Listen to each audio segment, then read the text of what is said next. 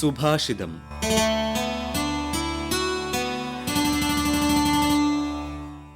വിഷു പ്രതീക്ഷയാണ്, പൊൻവെളിച്ചമാണ്, ശുഭാരംഭമാണ്.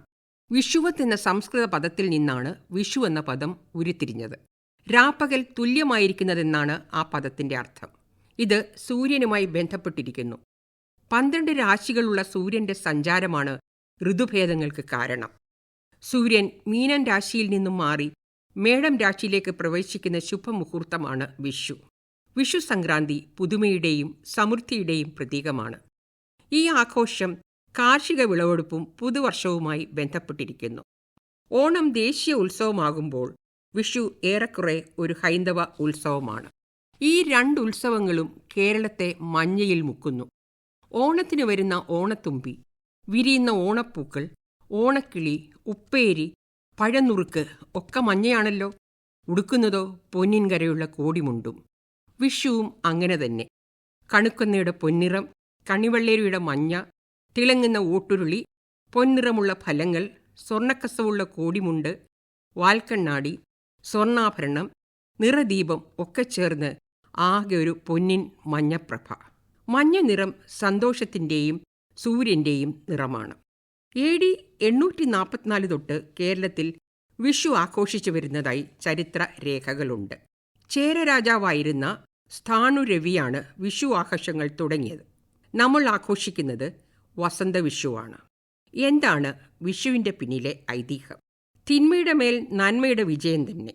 കൃഷ്ണൻ നരകാസുരനെ കൊന്ന് ലോകരക്ഷ ചെയ്തതിൻ്റെ ഓർമ്മയിലാണ് വിഷു ആഘോഷിക്കുന്നതെന്നാണ് ഒരു ഐതിഹ്യം. സൂര്യൻ കിഴക്കുദിക്കാൻ അനുവദിക്കാതെ രാവണൻ തടഞ്ഞു വച്ചിരുന്നുവെന്നും രാമൻ രാവണനെ വധിച്ചതിനു ശേഷം സൂര്യൻ തിരിച്ചെഴുന്നള്ളി കിഴക്കുദിച്ച ദിവസമാണ് വിഷു എന്നതുമാണ് മറ്റൊരൈതിഹ്യം. വിഷു കൈനീട്ടം, വിഷുക്കണി, വിഷുസദ്യ ഒക്കെ മലയാളിക്ക് ഒഴിച്ചുകൂടാനാവാത്ത കാര്യങ്ങളാണ്. വിഷുക്കഞ്ഞിയും വിഷുക്കട്ടയും, വടക്കൻ കേരളത്തിൽ മത്സ്യവും മാംസവും വിളമ്പുന്ന വിഷുസദ്യയും ഒക്കെയായി ആഘോഷ രീതിയിൽ ചെറിയ ചെറിയ മാറ്റങ്ങളുണ്ട്. കേരളത്തിൽ മാത്രമല്ല മറ്റ് സംസ്ഥാനങ്ങളിലും ഏപ്രിൽ മാസത്തിലെ സൂര്യന്റെ നില നോക്കി കാർഷികോത്സവങ്ങളുണ്ട്. ബംഗാളിലെ പൊയില ബൈശാഖ്, തമിഴ്നാട്ടിലെ പൂത്താണ്ട്, ആസാമിലെ ബിഹു, കർണാടകയിലെയും ആന്ധ്രാപ്രദേശിലെയും ഉഗാഡി, ഒഡീഷയിലെ മഹാവിഷു സംക്രാന്തി ഒക്കെ വസന്തവിഷു ഉത്സവങ്ങൾ തന്നെ. മലയാള സാഹിത്യത്തിൽ വിഷുവിന് പ്രത്യേക ഇടമുണ്ട്. ഗ്രാമത്തിന്റെ വെളിച്ചവും മണവും മമതയും ഇത്തിരി കൊന്നപ്പൂവും കവി വൈലോപ്പള്ളി ആഗ്രഹിക്കുന്നു. പൂക്കാതിരിക്കാൻ എനിക്കാവതില്ല എന്ന കവിതയിൽ അയ്യപ്പ പണിക്കർ വിഷുക്കാലത്ത് പൂക്കാതിരിക്കാൻ കഴിയാത്ത കൊന്നയുടെ ആത്മവ്യഥ എഴുതുന്നു. ഒന്നുമറിയാതെ കണുക്കുന്ന പൂത്തു വീണ്ടും കണ്ണിൽ നിന്നും പോയി മറയാ കിനാക്കൾ എന്ന ONV. MDയുടെ കഥകളിൽ ഗൃഹാതുരതയാർന്ന നൊമ്പരമായി വിഷു കടന്നു വരുന്നുണ്ട്. എന്താണ് വിഷു നൽകുന്ന സന്ദേശം?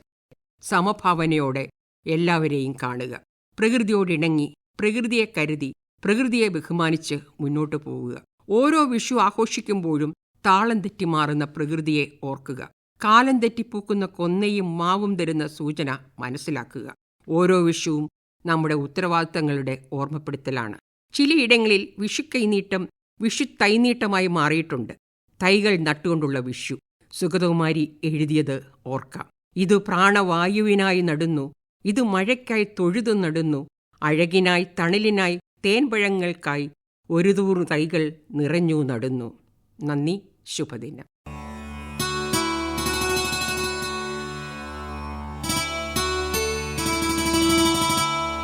സുഭാഷിതം.